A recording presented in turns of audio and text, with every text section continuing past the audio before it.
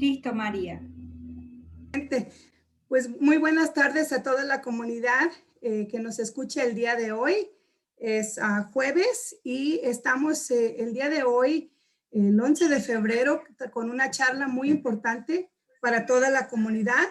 Queremos asegurarnos de que toda la comunidad que se pone a sintonizarnos cada jueves de febrero a las 5:30, que tenga esta información disponible para usted. Nosotros somos Adelante Community Development y en colaboración de varias organizaciones, las cuales les vamos a presentar ahorita en un momentito, hacemos estas charlas para traerle información y recursos a toda la comunidad latina en Colorado. Y pues estas son algunas de las organizaciones de las cuales estamos muy orgullosos de que estamos trabajando en conjunto. Nuestro programa semanal en febrero se llama Serie de Charlas Educativas sobre Vacunas y COVID-19.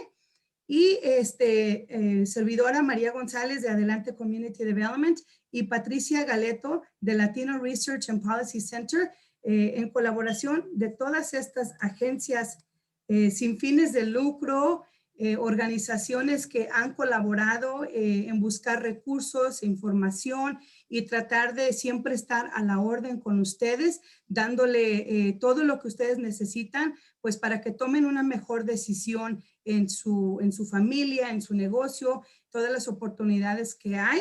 Y pues el día de hoy les invitamos para las próximas reuniones también. El 18 de febrero tendrá como invitado este grupo a Carlos Franco Paredes y vamos a hablar de la equidad en vacunas contra el COVID. El 25 de febrero también José Castillo Mancilla sobre vacunas de COVID, discusión sobre la eficacia y seguridad sobre las diferentes vacunas. Pero el día de hoy tenemos el gran honor de presentarles a ustedes al doctor Andrés Henao Martínez y vamos a hablar sobre los efectos de la salud después de tener COVID. ¿Qué podemos esperar? Y la actualización y la situación de acceso de vacunas en Colorado. Así que bienvenido, doctor. Estamos muy contentos de que usted nos acompañe. Y pues... María, perdón. Sí, vamos a darle la bienvenida a todos. Gracias, María. Totalmente. Andrés, muchísimas gracias. El doctor Andrés, si quieres, tú lo presentas, María, pero quería darle las gracias a todos los que están participando en el día de hoy y a ti, María, por toda tu ayuda en la plataforma y demás. Así que continuemos, claro que sí. Claro que sí. El doctor Andrés Henao Martínez es médico infectólogo, urinólogo de Colombia con una especialización en enfermedades infecciosas. Él se ha desempeñado como faculty en la División de Enfermedades Infecciosas del Departamento de Medicina desde el 2014. Ha sido director de la Clínica de Viajes en el Hospital de la Universidad de Colorado desde el 2016. Además, el doctor Henao dirige la rotación de enfermedades infectuosas para pacientes ambulatorios para los programas de residencia en medicina interna y medicina preventiva. Es reconocido científicamente por sus publicaciones en esta área. Así que le damos la muy cordial bienvenida, doctor, y pues nos complace tenerlo aquí y pues con toda el gusto del mundo de recibir la información de su parte. Muchas gracias. Trato de compartir mi pantalla. Sí, Andrés, gracias.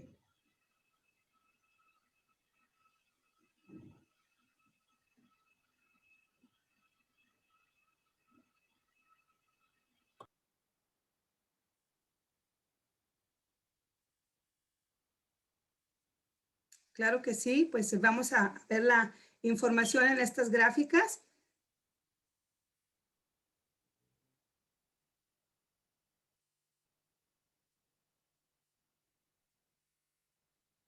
Bueno, ahí la están viendo las gráficas. Sí.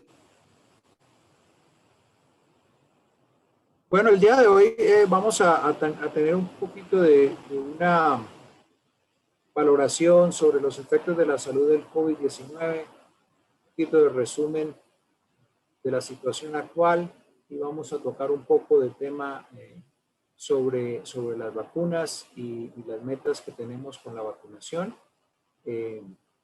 Y ya dentro de 8 días con el doctor Castillo ya van a profundizar un poco más en los detalles de cada una de las vacunas.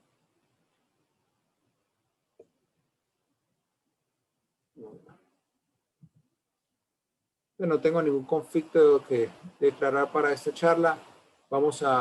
De nuevo, vamos a revisar la situación actual en los Estados Unidos, los síntomas más comunes que se presentan, las complicaciones que hay después de una infección con el coronavirus 19 y un poco acerca de la vacunación para el coronavirus y la inmunidad de rebaño.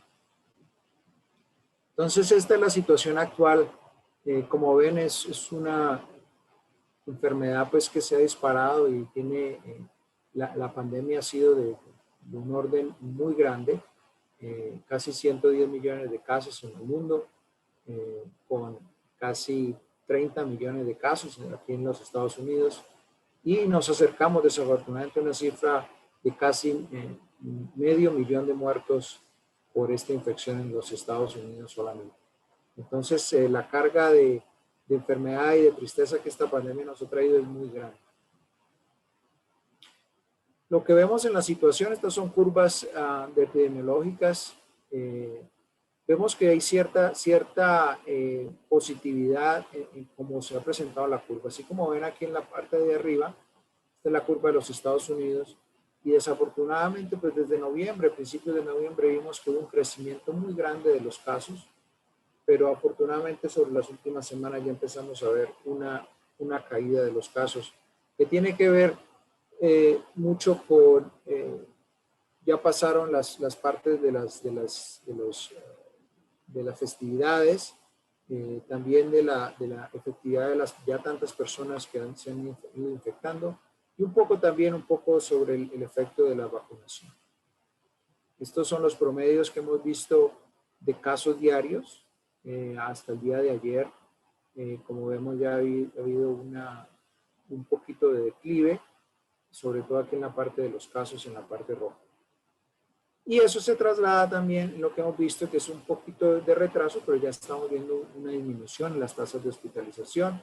Todavía sigue siendo muy altas, alrededor de 90,000 hospitalizaciones, pero vemos que ya ha habido un descenso de ese número de hospitalizaciones, lo cual tiene pues una connotación muy positiva.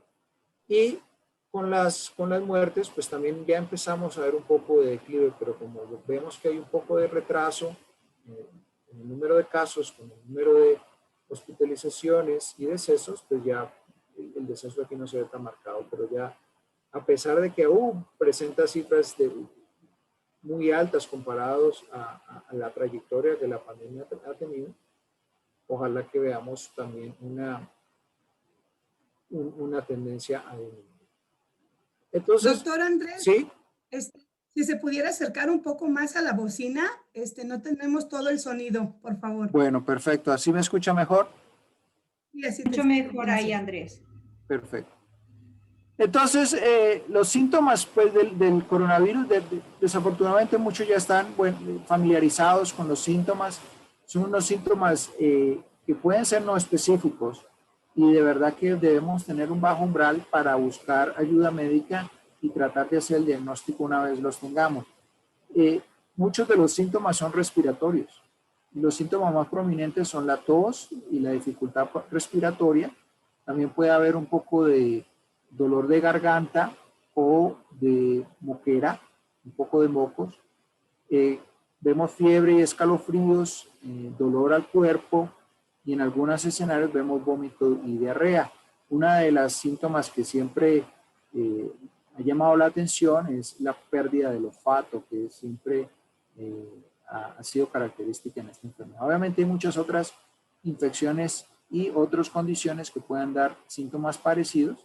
Por eso es importante buscar la ayuda médica en cuanto tengamos uno de esos síntomas y también aislarnos. Entonces, ¿qué pasa cuando alguien se enferma? Aquí vemos en esta gráfica los números que ven ahí son los números de días y en 0 es cuando la gente empieza a tener síntomas. ¿Sí?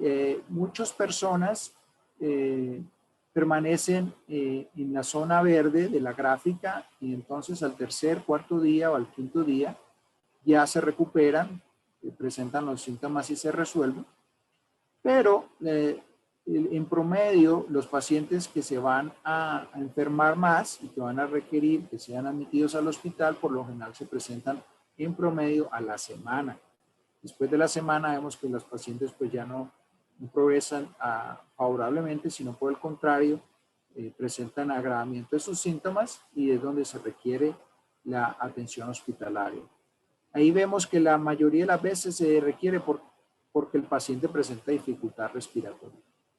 Y a los días de la hospitalización es cuando vemos que los pacientes se complican mucho más. Entonces, después de la admisión al hospital, a los 2 días, es donde los pacientes hacen pues lo que llamamos la falla respiratoria o los pulmones no trabajan adecuadamente y se requiere ya un cuidado más intensivo en la unidad de cuidado intensivo, a veces con soporte de ventilador y otras medidas intensivas para mantener la oxigenación del paciente. Entonces vemos cómo ese es más o menos el curso de la enfermedad, sobre todo pues cuando la persona presenta una infección severa, ¿no? Que vemos que antes de las 2 semanas ya la persona puede estar en una unidad de cuidado intensivo. La verdad es que el curso severo varía mucho y depende de muchos factores, pero uno de los factores más predominantes es la edad, ¿no? Entonces, entre más edad tengamos, como ven, por ejemplo, el gráfico aquí está en la parte de abajo, los rangos de edad, y la barrita azul más oscura representa la proporción de esos pacientes que fallecen por la enfermedad. Entonces, ven cómo la barrita azul va incrementando a medida que incrementa la edad. Y vemos que la barrita azul es mucho más alta en personas mayores a 85 años. Igual pasa con las otras de azul claro y azul mucho más claro, que son las personas que se admiten a la unidad de cuidado intensivo y las personas que requieren hospitalización. También varía mucho dependiendo de la edad, ¿no? Pero eso es, por ejemplo, uno de los factores de riesgo más importantes para conllevar una infección más severa, ¿no?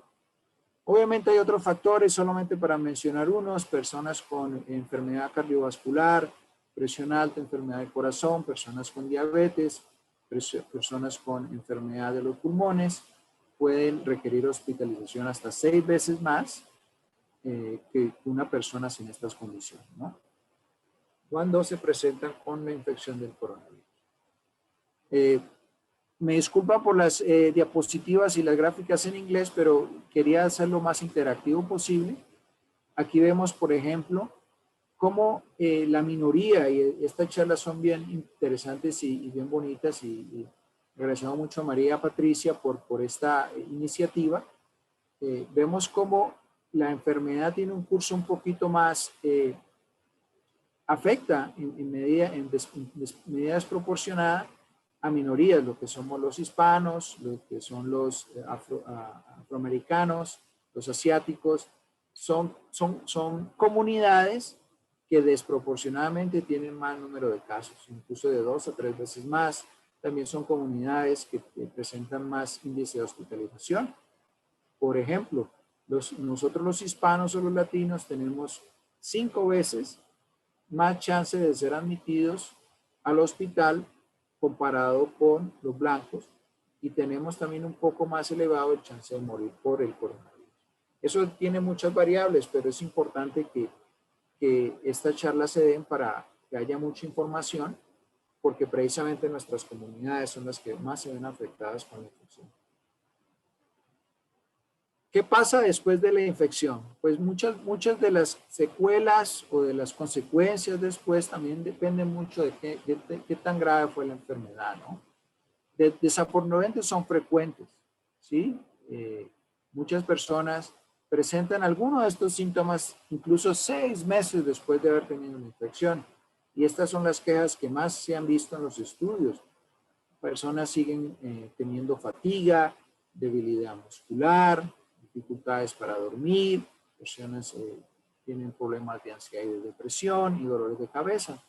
Entonces, incluso para una gran proporción de personas, las consecuencias de tener una infección por coronavirus no paran una vez haya recuperación, sino que pueden persistir por varios meses después. ¿Y qué otros efectos a largo plazo? Pues se ha descrito muchísimos consecuencias después de la infección que afectan a varios órganos. Este es uno de los estudios que está todavía en evaluación para ser publicado, pero puede haber pérdida permanente del olfato, pérdida de cabello, fatiga, pérdida de la memoria, problemas para dormir, problemas para respirar, reducción de la capacidad pulmonar, cicatriz en el pulmón que lleva a problemas respiratorios, tos, problemas de gusto. Todo esto se ha descrito en muchos sobrevivientes que se han recuperado de la infección, pero que han tenido ciertas secuelas.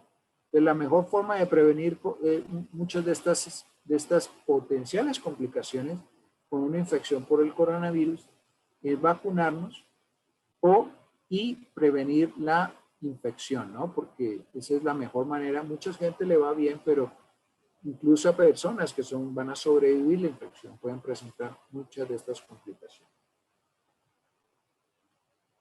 Les quería mencionar de pronto a los que están interesados y tengan algún familiar o conocido que haya tenido coronavirus y todavía tenga problemas de debilidad muscular, problemas respiratorios, el Hospital Universitario de Colorado incluso lanzó en estos pocos días una campaña, una clínica de telerehabilitación que es en ayuda a los sobrevivientes de coronavirus, y los pacientes en esta clínica se comunican a través de la cámara como lo estamos haciendo ahora. Entonces facilita mucho la interacción y previene pues la complicación de los transportes y de la movilización.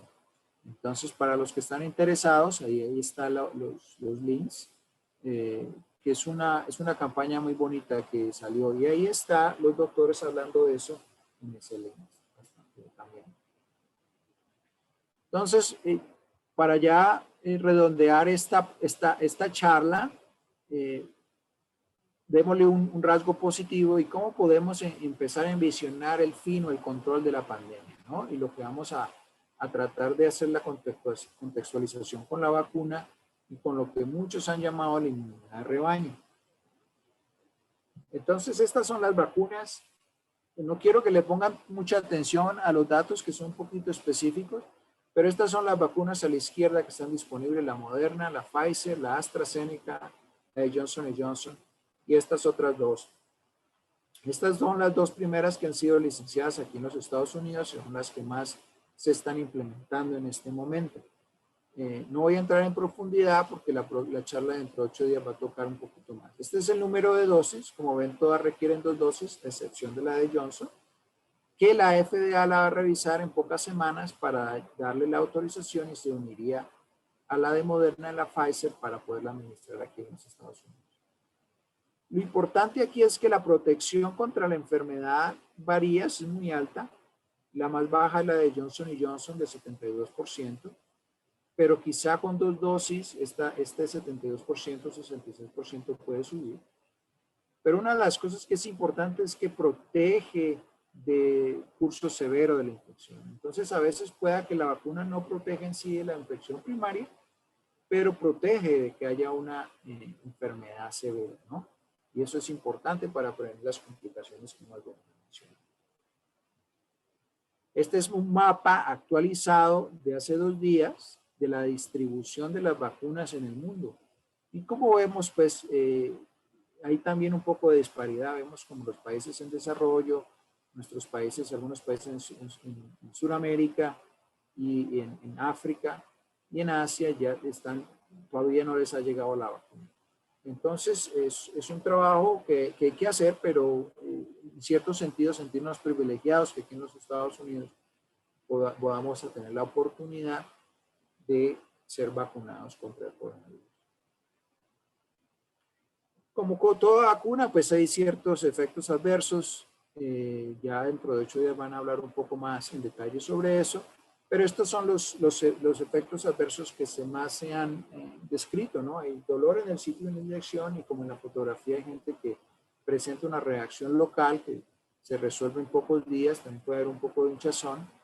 Y sobre todo en las vacunas que requieren 2 dosis, en la segunda dosis hay un poquito más de chance de que la persona por un día se sienta con fiebre, escalofríos, dolor al cuerpo, fatiga, que son síntomas que resuelven rápidamente. Pero se han descrito pues comúnmente con la vacunación. Y aquí este gráfico me gustó mucho porque, bueno, compara lo que es las vacunas, las dos, la Moderna y la Pfizer, las que se están dando ahora, las compara con vacunas que ya las he venido dando por muchos años, la Shingrix, que también es para adultos mayores y es para prevenir el herpes zóster, y la vacuna de la influenza que le hemos dado todos los años. Entonces, en términos de efectos adversos, aquí quiero que miren aquí los números abajo. Las dos de Pfizer y Moderna están entre la del zóster y la del flu en términos de efectos adversos. O sea, no es tan fuerte como la del zóster, pero puede que tenga un poquito más de efectos secundarios que la del flu. Y aquí vemos, por ejemplo, dolor local, el sitio de la inyección, un poquito de eritema o de enrojecimiento, como vemos en la foto, de hinchazón, son de las más comunes.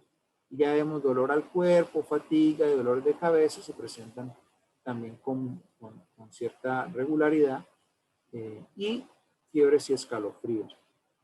Hasta un quinto o un cuarto de las personas puede presentar la fiebre, ¿no? Entonces, ¿qué es lo que es la inmunidad de rebaño? La inmunidad de rebaño, o se llama inmunidad comunitaria, ocurre cuando un alto porcentaje de la comunidad es inmune a una enfermedad. Ya sea porque tuvieron la enfermedad previamente o porque se vacunaron. Entonces, si hay un alto nivel de inmunidad en la comunidad, ya la transmisión se detiene, ya no hay más transmisión, y eso lo escuchamos repetidamente. Y aquí es una gráfica en la cual lo pueden ver. Cada punto representa una persona. Los puntos verdes son personas que o ya les dio la infección o se han sido vacunados. Los puntos en amarillo son personas que no han tenido la infección ni tampoco han sido vacunadas.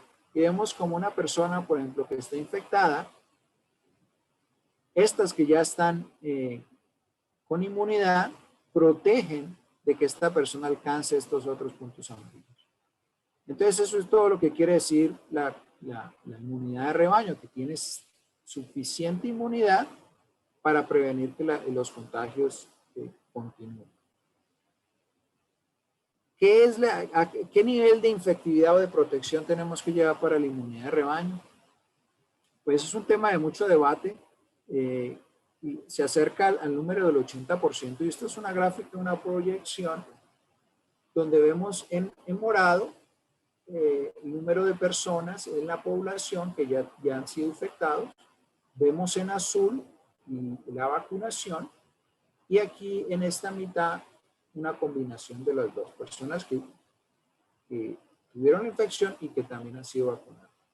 Entonces vemos como la vacunación va a acercarnos a ese umbral del 80%, en donde ya vaya a haber suficiente personas con inmunidad para que la transmisión se pase y ya no se pase y lleguemos otra vez como un nivel de normalidad antes de la pandemia. Si vemos esta trayectoria, va a tomar bastante tiempo llegar al 80%, pero en el verano, si las tasas de vacunación y nosotros como comunidad nos ponemos en la tarea de vacunarnos y de promover la vacunación, en el verano podemos tener niveles de inmunidad lo suficientes como para regresar a lo que se asemeja a una normalidad, ¿no? Incluso si no se llega allí, es importante resaltar que de las cosas más valiosas de la vacuna es que previene esa enfermedad severa. Entonces vamos a prevenir que las personas fallezcan, que sean admitidas al hospital, que vayan a tener complicaciones después de su infección, como vimos anteriormente. Esto también puede mirar cómo vamos en la vacunación. Vemos que algunos estados van más adelante que otros. Colorado estamos allí como en promedio, y esto es de datos de hace pocos días. pero también puede ser una forma en que nosotros vamos a mirar cómo vamos llegando a ocupar esos umbrales, ¿no? Esta diapositiva donde hay un poco más de información de las vacunas y donde pueden contactar para saber más sobre ellas, ¿no? Y ya para terminar, es importante que mientras lleguemos a unos niveles de normalidad, sigamos pues con las medidas de tratar de propagar la infección. Entonces, mantener nuestro aislamiento social la medida posible, cubrirnos con tapabocas, si estamos con síntomas, quedarnos en casa, el lavado de manos. Interesantemente, la CDC publicó ayer hallazgos que parece ser que en pruebas de laboratorio, cuando la persona usa doble máscara, parece que hay una mayor efectividad de que la infección no se vaya a transmitir. Entonces, es algo que ya venía contemplándose, ya se venía teorizando de que la doble máscara podría facilitar. Entonces, algo para que pensemos. Y con eso, pues les agradezco mucho el tiempo.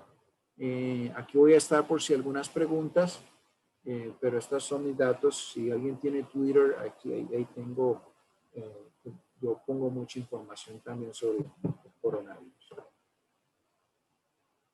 Excelente, doctor. Muchísimas gracias por la información. Consideramos que es muy importante que la gente sepa todos los recursos que hay, la información, y que venga de la información directamente de los doctores que están todos los días enfrente de esta situación que estamos viviendo, ¿verdad?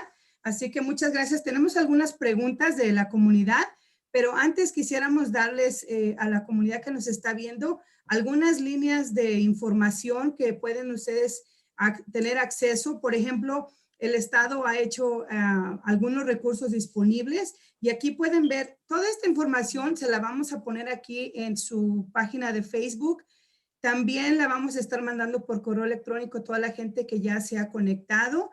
Algunos grupos de WhatsApp también la vamos a estar compartiendo. Pero aquí ustedes pueden ver lugares donde pueden hablar con la comunidad navegadora que les puede ayudar orientándolos dónde pueden buscar lugares para beneficios de la vacuna, a dónde se pueden registrar desde Denver Health. Para la Universidad UCH Health también hay una línea y hablan español. Y también ahorita vamos a escuchar de algunas de las ventanillas de salud, por ejemplo, Wella for Health tiene algunas informaciones para ustedes. Entonces, ahorita en un momentito les vamos a dar esa información aparte. Y pues lo que queremos es que usted también sepa los recursos disponibles a muchísima otra información como la vacuna para las mujeres embarazadas, preguntas y respuestas en español. Estos enlaces se los vamos a poner a ustedes dentro del video para que ustedes puedan tener acceso a su propio tiempo cuando ustedes puedan ver cada uno de estos enlaces y obtengan esa información. Así que, Patricia, ¿me quieres ayudar con estos recordatorios, por favor?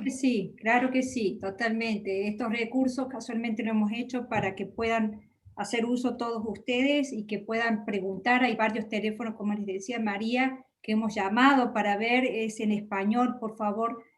Pueden preguntar a estas líneas de teléfono, ya les vamos a explicar más, pero hay varias organizaciones comunitarias que también están brindando estos servicios y demás, así que es de mucha ayuda. Algo importante, y ya nos vamos a ir porque hay muchas preguntas, pero algo importante para recalcar, ¿verdad? Recuerda que para la vacuna no necesita seguro médico, a ver si Andrés me puede corregir o si hay algo que más quiera añadir. No se necesita seguro médico, no necesita tener un proveedor de salud, no necesita pagar y no necesita dar información personal. Solo se requiere nombre, apellido, número de teléfono y la fecha de nacimiento, ¿sí? No hace falta, los médicos casualmente hoy día estuvieron llamando, por ejemplo en UC Health, en Anschutz, en el hospital, ellos no están preguntando y no hace falta que lleven ningún tipo de identificación.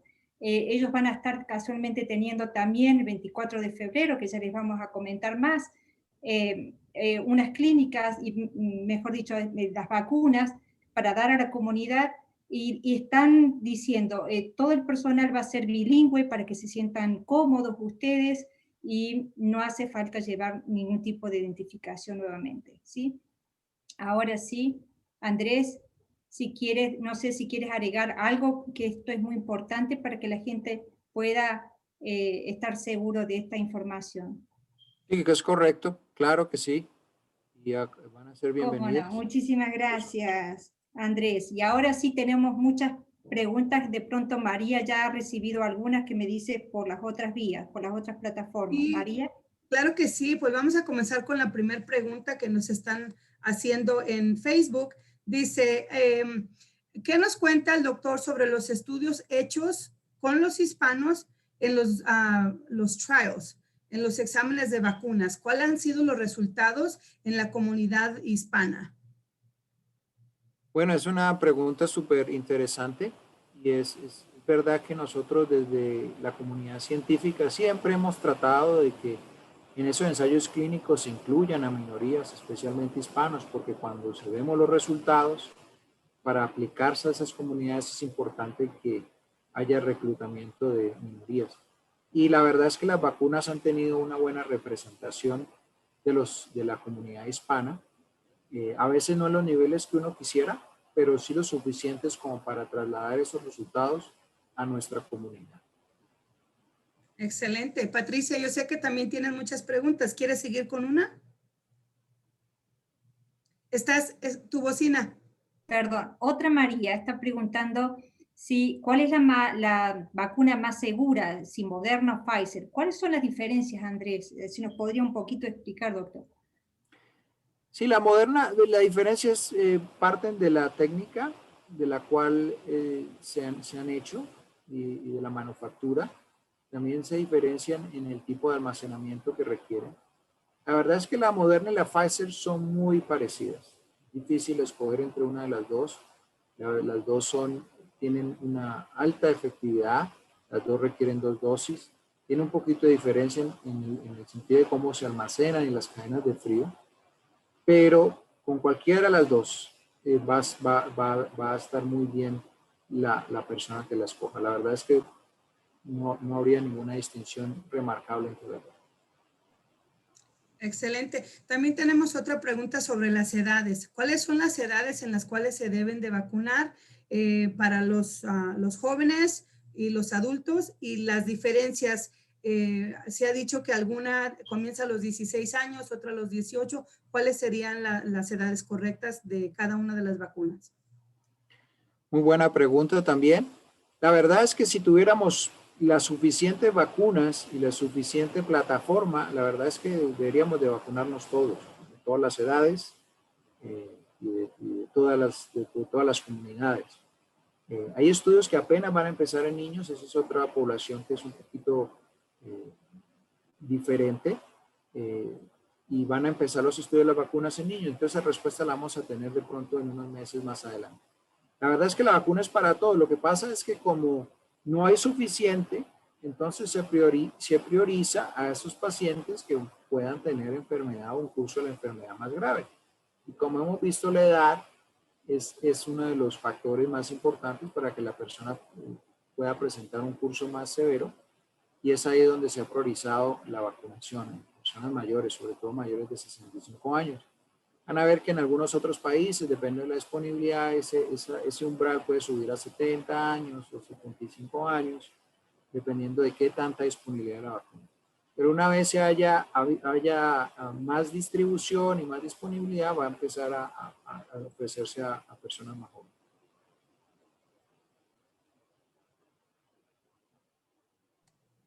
Patricia, tu bocina.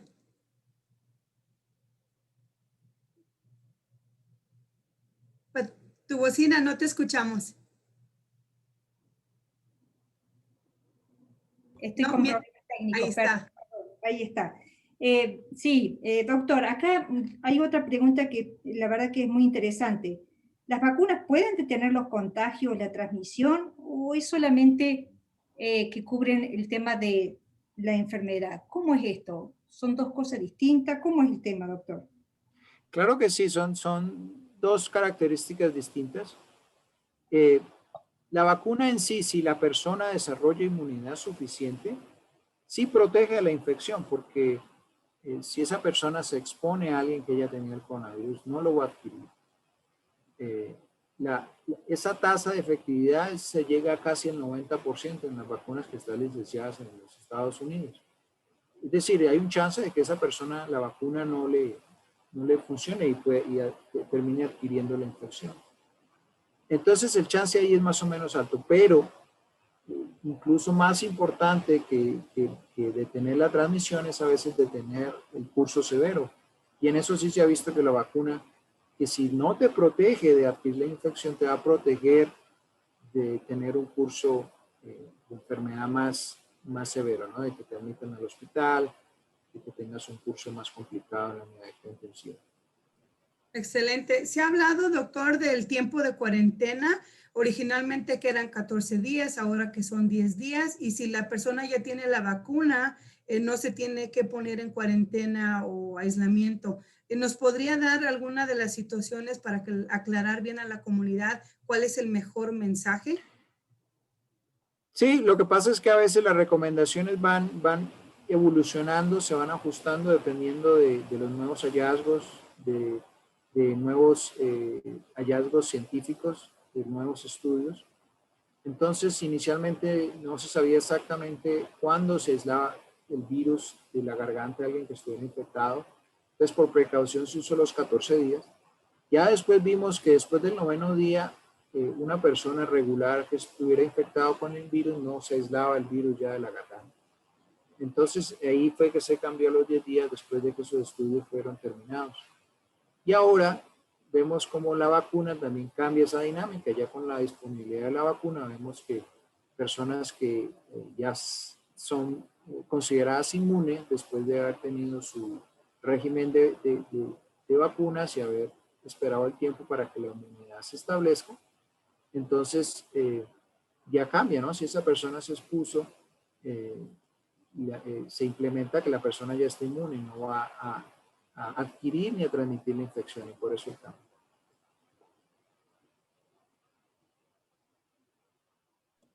Sí, muchas gracias, Andrés. Acá también nos han dejado otra pregunta. Dice, al estar expuesto a más carga viral, ¿es más grave la infección? Sí, la respuesta es sí, claro. Eso se ha visto en algunos estudios también, sobre todo en trabajadores de la salud, donde tienen que hacer procedimientos con pacientes infectados, entonces el mayor grado de exposición probablemente se correlacione con mayor enfermedad. Perdón, doctor, y en eso también es también relacionado al tiempo, ¿verdad? Correcto, sí. Okay. Entonces, de pronto en las escuelas y en los lugares cerrados, por eso es bueno siempre mantener ventanas abiertas y demás, ¿verdad? Correcto, las ventanas abiertas, el uso de tapabocas también, incluso si tú te expones y te infectas, el tapabocas a lo mejor no previno la infección, pero previno de pronto una alta carga. Entonces, puede que incluso si te infectas tengas un curso de enfermedad un poco más leve. Sí, doctor. Otra pregunta sobre las personas que están viajando. Se ha estado hablando de que se va a haber una restricción si las personas salen fuera del país. ¿Cuál es alguna actualización que nos pudiera dar sobre las personas que piensan viajar o tienen alguna necesidad de viajar de fuera del estado o fuera del país? Bueno, ahí hay varias informaciones, ¿no? Y varias consideraciones que hacer. Lo más importante es chequear el destino, sobre todo si va a viajar internacionalmente. Depende del país que visita, cada país va a tener sus requisitos. Muchos han pedido las pruebas de PCR para ingresar a esos países. Como sabemos, aquí la CDC implementó la prueba para las personas que regresan a los Estados Unidos. Entonces, tenemos que considerar no solo el país a donde llegamos, sino también tenemos que tener la prueba para volver a ingresar acá a los Estados Unidos. Chequear con la aerolínea. Nosotros en la Universidad de Colorado tenemos una clínica del viajero y varias clínicas del viajero en la ciudad y en el estado que también facilita un poco esa información, esos requisitos que se necesitan para viajar. A veces es importante tener en cuenta protegernos del coronavirus, pero viajar internacionalmente nos puede exponer a otras infecciones que es importante a veces discutir en una clínica. Y muchos de ellos ofrecen encuentros por telehealth, por video, lo cual facilita mucho la interacción. Bien, muchas gracias, doctor. Otra de las preguntas era que la verdad que hace rato estamos todos pensando que sería bueno tener un poco más de información de esto. La diferencia entre cepas, mutaciones, variantes.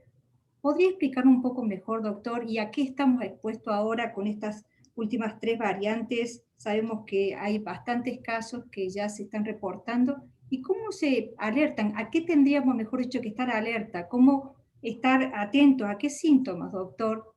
¿A qué estamos presentes ante una variante del COVID? Bueno, muchas gracias, Patricia. No, pues felicitando a la comunidad porque han hecho preguntas extraordinarias. Ya se han vuelto expertos en la materia. La pregunta de las variantes es bien interesante y es un tema fascinante y es bien complejo, incluso para nosotros los especialistas. Incluso es algo que también pone a pensar a los epidemiólogos y los virólogos moleculares, ¿no? Pero si lo ponemos de mirar en un contexto, pues mucha de la información está haciéndose, ¿no? Entonces, hay mucha especulación, hay mucha información que todavía no sabemos las implicaciones reales, qué tanto va a cambiar la dinámica de la pandemia. Si usted se pone a pensar, un virus muta muchísimo. Entonces no es del todo extraordinario que después de tanta transmisión y tanto ciclo del virus vas a ver variantes y cepas nuevas que aparecen. Es parte de la naturaleza del virus. Y lo hemos visto no solo con ese virus, sino con muchos otros donde se replican muchísimo.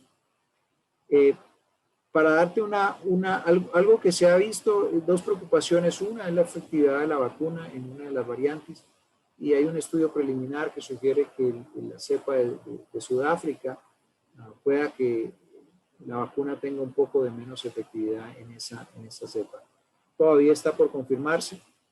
Y hay otros estudios que sugieren que alguna otra cepa, como la del Reino Unido, pueda tener un curso de enfermedad un poquito más severo, pero eso no se ha determinado aún.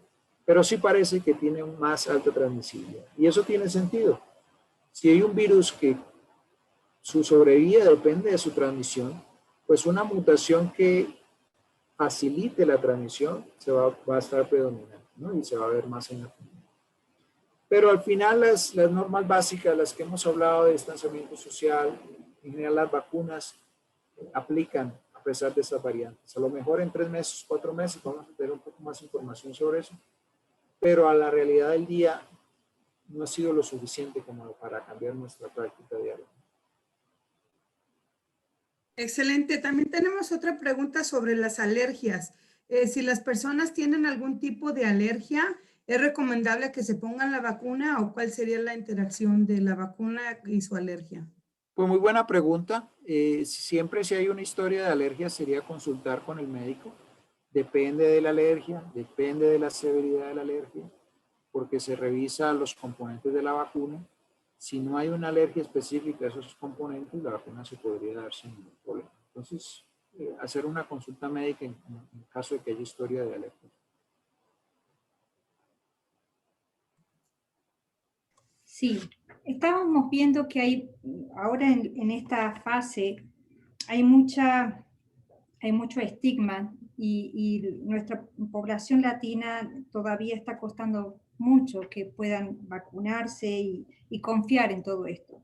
¿Qué mensaje o cómo usted recomendaría, cómo podemos ayudar que nuestra comunidad latina participe un poco más de todos estos esfuerzos de la distribución de vacunas, de los clinical trials que hay ahora unos nuevos, ¿verdad?, en el hospital?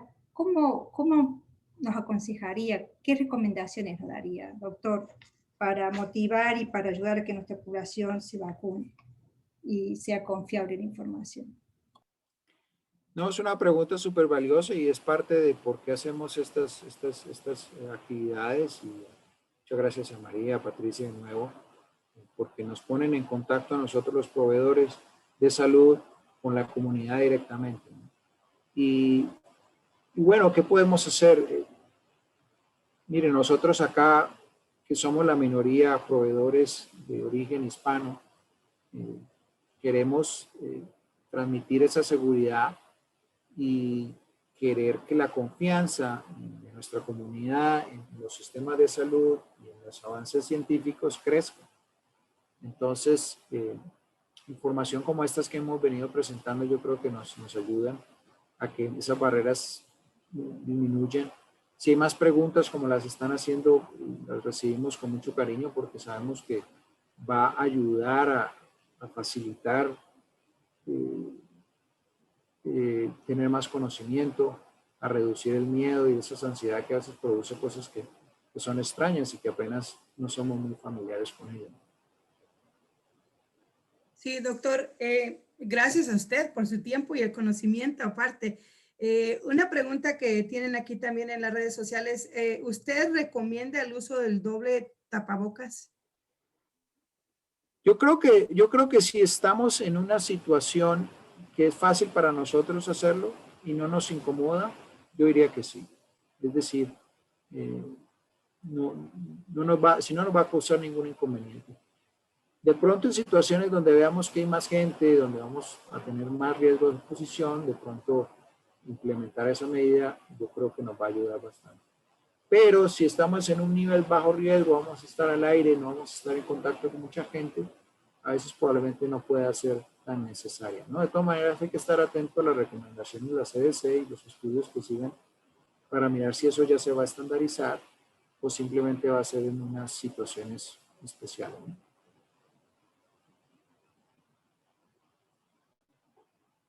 Muy bien, no sé si de pronto tienen nuestros líderes y las organizaciones tienen más preguntas o si quieren sacar el micrófono y preguntar al doctor, por favor, siéntanse con la libertad de poder hacerlo ahora. Si no, María, queríamos ver con los recursos que también Diana nos iba a decir. Muchísimas gracias, André. Muchas gracias, doctor. Realmente increíble toda la información que nos acaba de dar. Muchas gracias. Con muchísimo gusto, con mucho cariño. Y muchas gracias a ustedes por todo esto. Claro que sí, muchas gracias. Muchas gracias. Pues ahora invitamos a Diana. Diana es una mujer que ha estado trabajando muchísimo en el ámbito de la salud ya por muchos años. Y pues el día de hoy nos acompaña con su organización Vuela for Health. Y pues lo que queremos es que ella nos dé toda la información de cómo la gente se puede comunicar con ella y aparte cuáles son los servicios que están ofreciendo, las oportunidades de vacuna. Así que Diana, bienvenida. Gracias, gracias. Hola, buenas noches a todos. Muchísimas gracias al doctor, que bueno, nunca acabamos de aprender, ¿no? Creo que cada vez que tenemos este tipo de pláticas es como, wow, esto es interesante, esto es nuevo, esto es diferente. Ahora sí ya le entendí, ¿no? Que necesitamos escucharlo a veces de diferentes maneras para que vayamos haciendo más conciencia y creo que nosotros como promotores, como personas líderes de la comunidad, podamos tener cada vez más herramientas para pasar el mensaje, ¿no? De qué manera podemos contestar las miles de preguntas que hay, que a veces están haciendo esta limitante que es una realidad. Nuestra comunidad de habla hispana, ¿verdad? Que hablan español, está siendo un porcentaje todavía muy bajo que estamos vacunándonos. Algunos todavía porque no estamos muy convencidos o todavía tenemos dudas, pero muchos porque no sabemos dónde ir o cómo tener acceso o cuando ya entendimos bien cómo ya no hay lugar. Y bueno, todas estas cuestiones que siempre en nuestra comunidad a veces nos cuesta un poquitito más de trabajo impulsar. Bueno, como decía María y Patricia, sí, nosotros somos Vuela por Salud, somos una organización de promotores que estamos en diferentes temas, pero el día de ahora nos estamos uniendo a la campaña de vacunación, tanto desde dar educación, entonces a nuestro número nos pueden llamar para cualquier tipo de pregunta, inclusive estamos haciendo presentaciones a la comunidad, entonces si ustedes tienen un grupo de personas que necesitan más información, pues con todo gusto nos pueden llamar. a las limitantes de promotores de salud, que tenemos pues la educación de la información que nos han pasado nuestros doctores, pero también referimos a las personas a los doctores, ¿no? En caso que pues nosotros no podamos contestar sus preguntas o necesiten un poquito más de refuerzos. Y también empezamos ya con campañas de vacunación. Estamos haciendo esto con Centro San Juan Diego y con Centura, bueno, y con el CDPHE, que es quien nos va a proporcionar las vacunas. Vamos a estar vacunando durante el mes de finales de febrero y de marzo hasta mayo. Una vez a la semana vamos a tener una clínica de vacunación en las iglesias principales de tamaño, ¿no? Que mucho vienen siendo las iglesias católicas por el tamaño, los espacios que tienen. Vamos a estar desde Commerce City, Montbello, Aurora, en Guadalupe, y en el propio Centro San Juan Diego, dando vacunas directamente. Entonces, por favor, llámenos para que podamos ir inscribiendo a las personas, pero también como líderes, ayúdenos. Ayúdenos a pasar la voz. Otra vez no van a ser clínicas muy grandes. Lo que queremos es irnos a esta comunidad que quizá le da todavía miedo o quizá todavía no sabe cómo ir a eventos muy masivos, ¿no? Vamos a tratarlos un poquito más con cuidado. Va a ser todo en español. Vamos a estar ahí los promotores, líderes de la comunidad que van a estar apoyando. También es con las enfermeras hispanas, que ellas son las que van a estar ahí donando su tiempo. Entonces, tratamos de que todos podamos llegar a toda nuestra comunidad. Nos vamos a ir bajo los regimientos, ¿no? Ahorita vamos a 65 años de educación y así nos vamos a ir moviendo en base a lo que nos diga el gobierno, ¿verdad? Nuestras autoridades. Entonces, estamos para servirles. Cualquier cosa, llámenos. También ahí está mi email. Pueden mandarme un email a mí directamente. Si quieren colaborar, si quieren unirse, pues juntos podemos hacer gran diferencia. Claro que sí, Diana. ¿Puedes dar tu número de teléfono? Hay personas en las redes sociales que están pidiendo el contacto para ti. Sí, claro que sí. Nos encuentran en el 720-428-68. Ahí nos encuentran, les van a contestar. Y bueno, mi email es diana@vuelaforhealth.org. Ahí es donde me encuentran a mí. No doy mi número porque la verdad no contesto mucho, porque siempre ando hablando aquí y allá, pero de todas maneras mi equipo es increíble y ellos se comunican conmigo y con todo gusto me comunico con ustedes y hacemos una cita, más que nada con las organizaciones. Sí me gustaría que nos unamos para ver de qué manera logramos llegar a nuestra comunidad, ¿no? Los que puedan ir a los eventos masivos. ¿Mande? Tienes una invitación para Longmont, que cuando vas para Longmont y cuando vas para Boulder. Así Sí. que hay que Ustedes, no les prometo nada, pero juntos podemos hacer muchísimo. Longmont sí lo estamos considerando, entonces sí, mándenme un email, porque sí queremos, sí queremos unirnos. Y otra vez, que si hay eventos masivos, adelante, ¿no? Vamos a mandarlo. Las personas que puedan, que vayan. O sea, cada quien a lo que pueda, ¿no?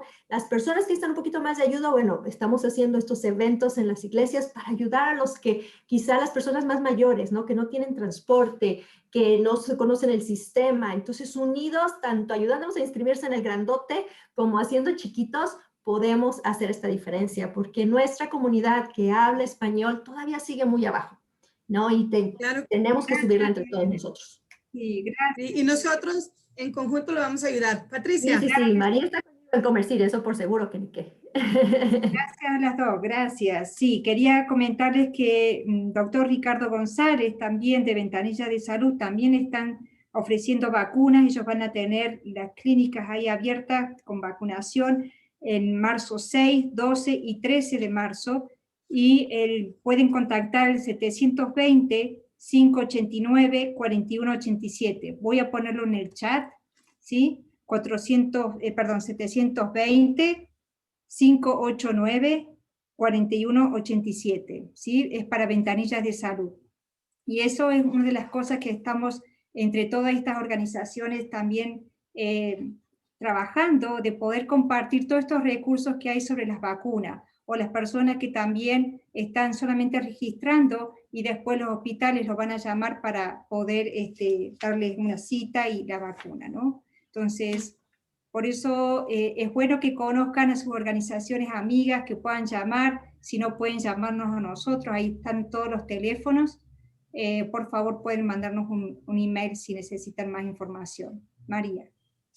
Así es, pues muchísimas gracias a todos y cada uno que se han conectado por medio de la llamada de Zoom, que se ha conectado por medio de YouTube y por medio de Facebook. Les agradecemos infinitamente su apoyo y la colaboración.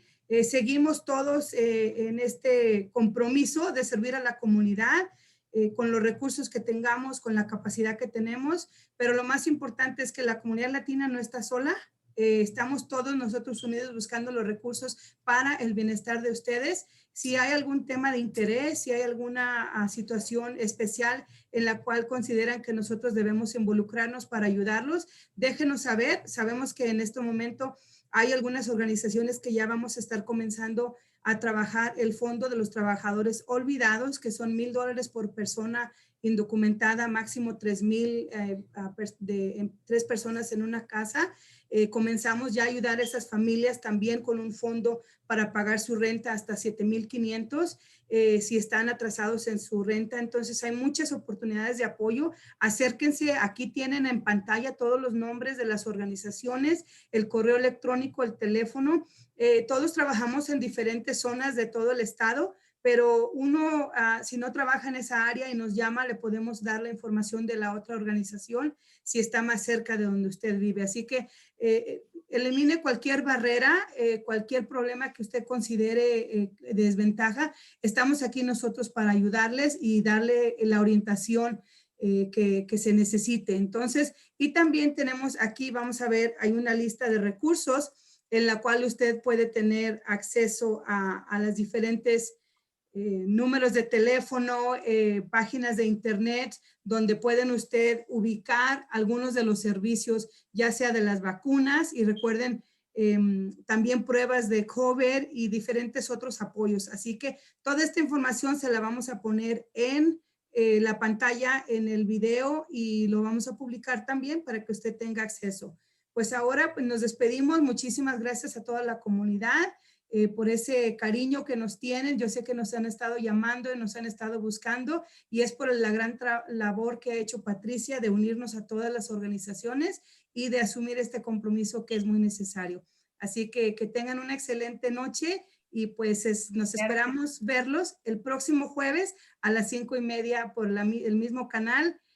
Todo igual. Así que muchas gracias a todos. Gracias, María. Gracias a todos. El próximo jueves con el doctor Carlos Franco sobre equidad en las vacunas, que vamos a tener también muchas preguntas sobre eso. Así que, por favor, si quieren ir mandando algunas de sus inquietudes y dudas sobre el tema de la vacuna, por favor, pueden hacernos llegar. Ahí están nuestros datos también. Muchas gracias a todos los que se han unido. Gracias, María, y a todos. Gracias. Hasta luego.